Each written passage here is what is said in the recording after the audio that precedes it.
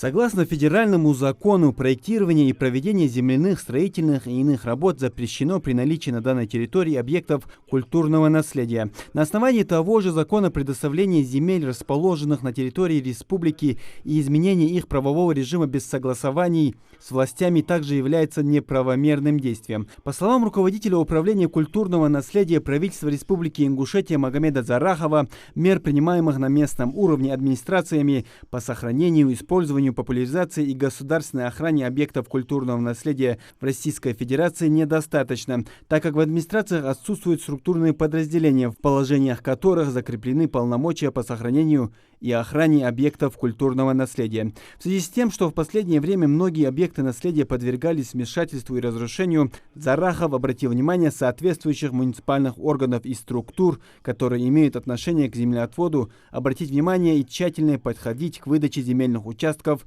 в аренду. Ярким примером можно назвать ситуацию, которая сложилась в Ямбе, постоянно 15 района. На территории объекта административного федерального значения городища Бурквас прилегающей территории проводится частная застройка. В результате такой деятельности после выезда археологического центра республики на месте производства строительных работ были обнаружены фрагменты керамики, фрагменты объектов культурной ценности. То есть это говорит о том, что объект находится на земле, то есть он лет. Напомним, выступая перед депутатами Народного собрания региона, глава республики Махмуд Али Калиматов подчеркнул, что это национальное достояние всех жителей Ингушетии, и наша важнейшая задача – сохранить все это для будущего поколения. В действительности у нас опять упирается в финансы. А если мы на себе их возьмем, то вообще мы их не сможем содержать. Наоборот, это национальное достояние, да? Поэтому там вопрос-то в чем? Мы его ставим сейчас. У нас там 30%, по-моему, только сейчас передано в реестр, федеральный реестр, да?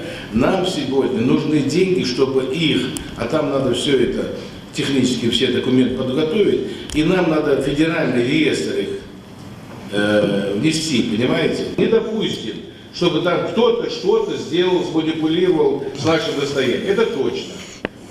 Это даже пусть они даже не задумываются. Если по незнанию и там эмоционально что-то сделали, ну, значит, вернем опять на место. Потому что это шутить там нельзя. Это серьезные вещи. С 2019 года по настоящее время в ходе плановых проверок выявлено 15 нарушений в сфере охраны объектов культурного наследия. Как отметил председатель правительства Владимир Сластенин, ни один участок земли без предписания отдела по сохранению культурного наследия никуда не может быть передан. Полномочия переданы по земле нашему министерству. Ни одно решение по передаче земли без вашей подписи не должно происходить. Вы поставьте вопрос ребром. Не хотелось бы, а надо делать так. Это серьезная вещь. У нас сколько? 1300 объектов? 2000 объектов. 2000. Все списки, чтобы все в районах были у вас люди. Ну, у вас серьезные полномочия. А вы так безумно подходите к этим вещам. По итогам заседания председателем правительства Владимиром Сластениным было дано поручение взять ситуацию с созданием соответствующих структурных подразделений в муниципальных образованиях на особый контроль. Муслим Ганиев, Хусейн Гагиев, Юсуп Ханиев, Фатима Нальгиева. Новости 24.